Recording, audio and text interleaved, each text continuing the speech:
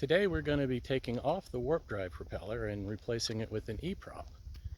So before I do that, I'm going to test the static thrust of my current propeller so that I can compare it to the new one.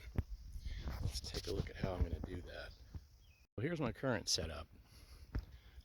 Got the warp drive propeller. The warp drive is a little buggered.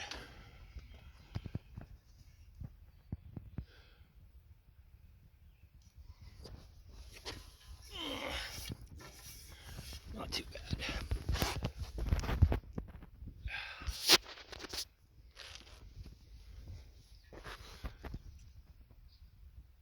Yeah, so that's probably causing me some noise at least.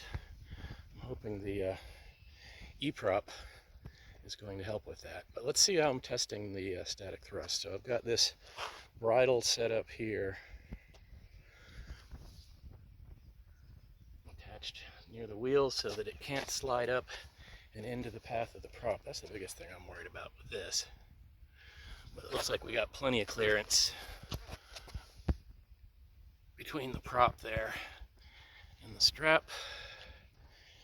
And let's go take a look at the measurement setup. Alright, so there's my load cell. I've got this highly scientific leaf broom here preventing the thing from turning as it gets tension on it. So let's go ahead and get testing on this thing.